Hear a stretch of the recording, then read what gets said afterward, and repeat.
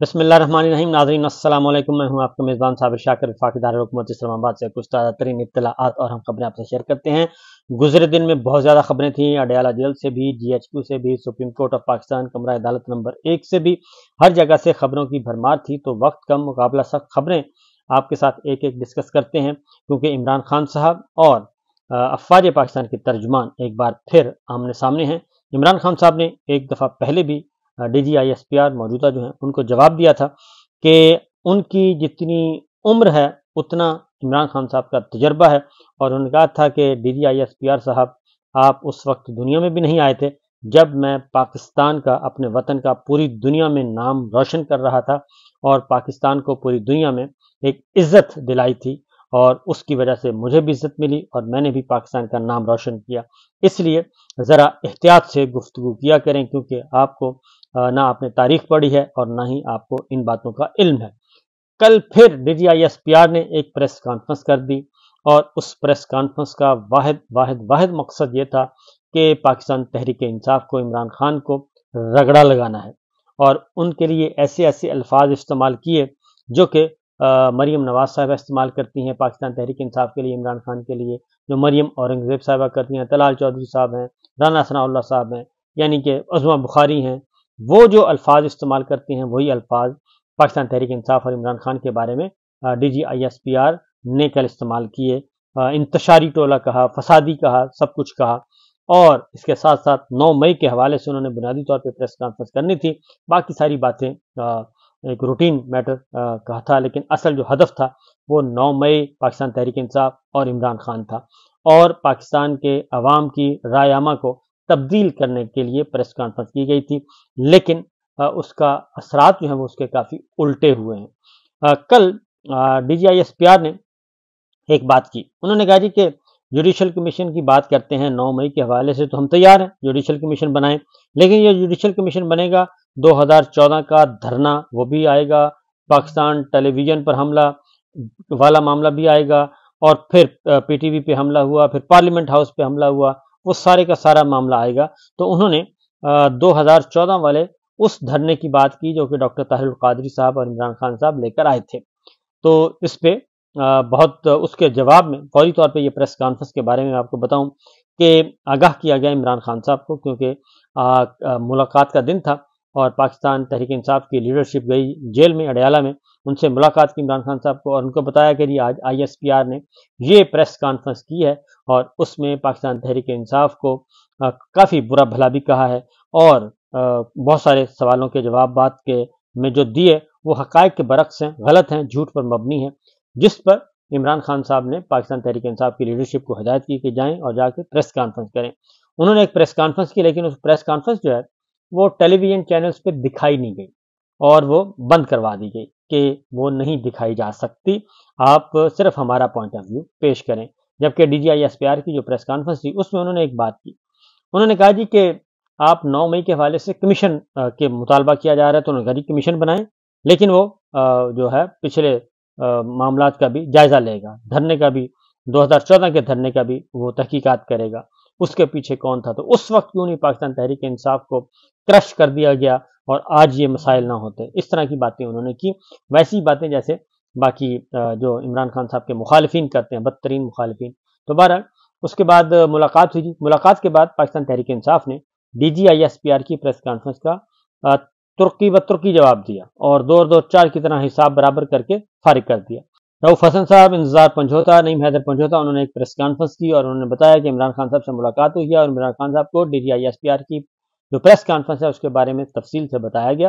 اور انہوں نے عمران خان صاحب کی ہدایت پر انہوں نے کہا جی ہم پریس کانفرنس کر رہے ہیں. اور ترجمان پاک فوج میجر جنرل احمد شریف کی جو پریس کانفرنس تھی اس میں انہوں نے کہا کہ یہ تضادات کا مجموع ہے، بلکہ انہوں نے کہا کہ بہت سارے جھوٹ بولے گئے، اور یہ جھوٹ اس لیے بولے گئے کہ ان کے پاس سچ نہیں تھا. DGISPR نے جمہوریت کو کہا ہے کہ کوئی خطرہ نہیں، تو اس کی جواب میں انہوں نے کہا کہ جی خطرہ تو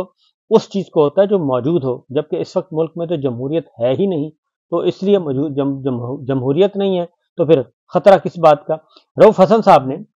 خاص طور پہ وہ چیلنج قبول کر لیا DGISPR کا، جس میں انہوں نے کمیشن کے قیام کا کہا. انہوں نے کہا جی بالکل ہم اس چیلنج کو قبول کرتے ہیں، فل فور کمیشن بنایا جائے 9 مئی کے حوالے سے، لیکن اگر اس کمیشن کو DGISPR 2014 دھرنے تک لے جانا چاہتے ہیں تو ہمیں اس کا بھی کوئی اعتراض نہیں، وہ بھی کریں، لیکن کمیشن بنائیں، اس میں 9 مئی کے ساتھ ساتھ اس بات کا بھی تعین کریں کہ وہ کون تھا جس نے 9 مئی کو عمران خان صاحب کا گریبان پھاڑ کر، گریبان سے پکڑ کر ان کو گرفتار کیا، کس کے حکم پر گرفتار کیا، اور اسلام آباد ہائی کورٹ کی وہ فوٹیج کدھر ہے، اور وہ لوگ کون تھے، کون سے لوگ تھے، وردیاں رینجرز کی پہنی ہوئی تھی، وردیوں کے اندر کون تھے، اس کی بھی تحقیقات ہونی چاہیے، پھر سائفر کی بھی تحقیقات ہونی چاہیے، اور اس کے بعد وہ کون تھا جو شکایات لگا رہا تھا امریکہ کو، پاکستان کے سسٹم میں بیٹھ کر مخبریاں کر رہا تھا، وہ کون تھا، اس کا بھی تعین ہونا چاہیے،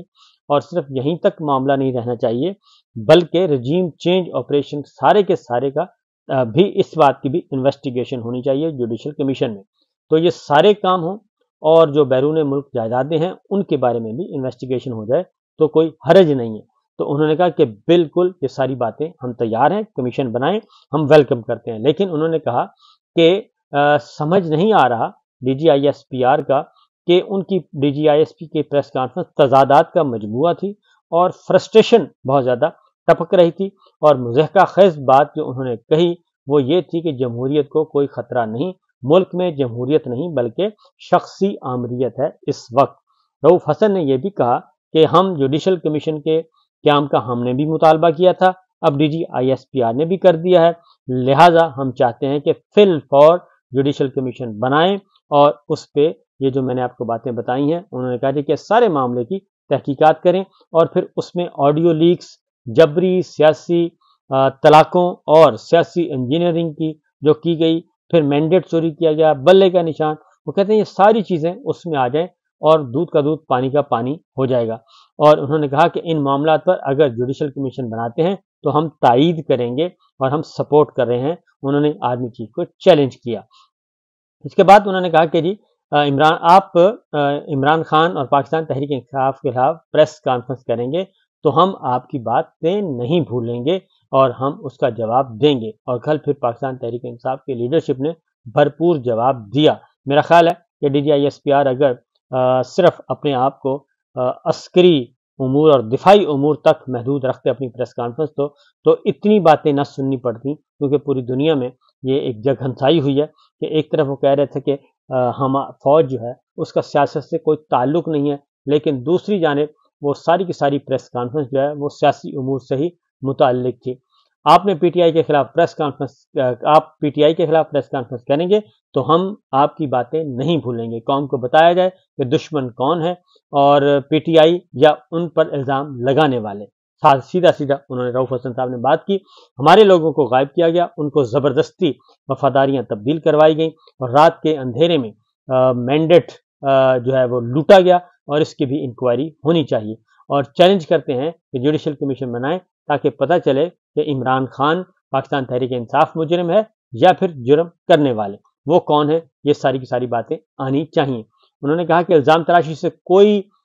مجرم ملزم نہیں ہوتا اور کوئی ملزم مجرم نہیں بن جاتا، اور یہ جوڈیشل کمیشن فوج کے تابع نہیں ہونا چاہیے،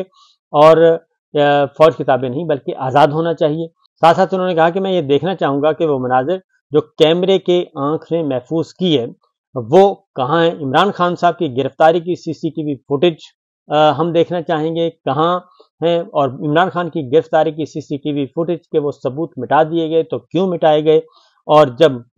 جرم اور مجرم کو چھپانا ہوتا ہے تو شواہد مٹا دیے جاتے ہیں۔ ایک شخص نے کہا PTI دہشت گرد کی جماعت ہے، اور DGISPR کو انہوں نے مخاطب کر کے کہا کہ ایک شخص نے آج کہا کہ PTI جو ہے وہ ایک دہشت گرد جماعت ہے، تو انہوں نے کہا کہ کیا ایک شخص کے کہنے پر قوم مان جائے گی، اور کیا PTI دہشت گرد جماعت بن جائے گی، اور کہا گیا کہ 7% لوگوں نے ووٹ دیا جو کہ غلط بیانی ہے۔ انہوں نے کہا کہ پھر اس طرح تو پاکستان مسلم لیگ نواز کو 1% ووٹ ملا ہے، تو جن کو 1% ووٹ ملا ان کو آپ نے فارم 47 کے تحت اقتدار دے دیا، اور اس کے بعد انہوں نے چیلنج کیا کہ آئیں ہمیں چھٹی دیں، اجازت دیں، اور ہم آپ کو لوگ عوام سڑکوں پر لا کر دکھاتے ہیں، آپ اگر 1000 جمع کریں گے تو ہم 1 لاکھ، اگر آپ 2000 جمع کریں گے تو ہم 2 لاکھ لوگوں کو 24 گھنٹے کے نوٹس پر کسی بھی ملک کے کسی بھی جگہ پہ ہم جمع کر سکتے ہیں۔ تو پتہ چل جائے گا کہ کون کس کے ساتھ، عوام کس کے ساتھ ہیں۔ انہوں نے یہ بھی کہا کہ آپ باہر نکلیں اور باہر نکل کر دیکھ لیں کس بھاؤ بکتی ہے، تو پتہ چل جائے گا جناب پاکستان کے عوام کہ کس کے ساتھ ہیں اور کون مقبول ترین جماعت ہے۔ اور رؤف حسن، انتظار پنجوتا اور سب نے یہ کہا کہ جناب جھوٹ نہیں بولنا چاہیے۔ اور اس کے ساتھ ساتھ عمران خان نے کہا ہے کہ 9 مئی پر ایسا کمیشن بنایا جائے جو طے کرے کہ کس کے حکم پر پاکستان کے مقبول ترین رہنما کو غیر قانونی طریقے سے ہائی کورٹ سے اغوا کیا گیا تھا، یہ عمران خان نے کہا۔ انہوں نے کہا کہ سی سی ٹی وی فوٹیج کس کے حکم پر غائب کی گئی۔ عمران خان نے یہ بھی کہا کہ جب تک ان الزامات کا جواب نہیں ملے گا الزامات کا سلسلہ چلتا رہے گا۔ اور عمران خان نے یہ کہا کہ پی ٹی آئی پرامن جماعت ہے، 27 سال تک ہماری جد و جہد ہے۔ اور عمران خان نے یہ بھی کہا کہ اصل معاملہ لندن پلان پر عمل درآمد کرنا تھا اور جس پر آج بھی عمل جاری ہے۔ اور انہوں نے کہا کہ مجھے جیل میں ڈالنا اور نواز شریف کے مقدمات ختم کرنا اسی پلان کا حصہ تھا۔ اور عمران خان نے یہ بھی کہا کہ ایک ہی کیس میں چوتھی انکوائری کھول دی گئی ہے، یعنی کہ توشہ خانہ میں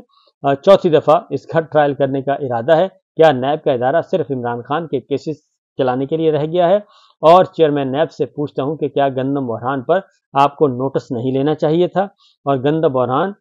پر بات چیت میڈیا پر پابندیوں کے باوجود ہو رہی ہے، میڈیا آزاد ہوتا تو کیا ہوتا؟ تو یہ سچویشن چل رہی ہے جی۔ یہ تھی گفتگو جو کہ عمران خان صاحب نے چیلنج بھی قبول کر لیا اور انہوں نے کہا کہ آئیں اور آ کے بات کریں گے ہمارے ساتھ۔ دوسری جانب ڈسٹرکٹ اینڈ سیشن کورٹس اسلام آباد میں پاکستان تحریک انصاف کے 28ویں یوم تاسیس پہ جو احتجاجی جو ریلیاں نکالی گئی تھیں اور احتجاج کیا گیا تھا، اس پہ تمام ملزمان جتنے بھی بیرسٹر گوہر ہیں، عمر ایوب ہیں، عامر ڈوگر ہیں اور دیگر تمام ملزمان کی ضمانتیں جو ہیں پاکستان تحریک انصاف کے رہنماؤں کی کنفرم ہو گئی ہیں اور 10,000 روپے کے ضمانتی مچلکوں کے عوض یہ درخواستیں منظور کی گئی ہیں۔ اور اس پہ خاص طور پہ ریاست حسین آزاد وکیل تھے، انہوں نے یہ صاحب کو بتایا کہ یہ سارے بے بنیاد جھوٹے اور سیاسی مقدمات ہیں اور یہ سلسلہ کافی عرصے سے چل رہا ہے۔ تو بہرحال ایک ریلیف بھی مل گیا پاکستان تحریک انصاف کو اور عمران خان اور پاکستان تحریک انصاف نے D G I S P R کا چیلنج بھی قبول کر لیا ہے۔ اجازت دیجیے، اللہ حافظ۔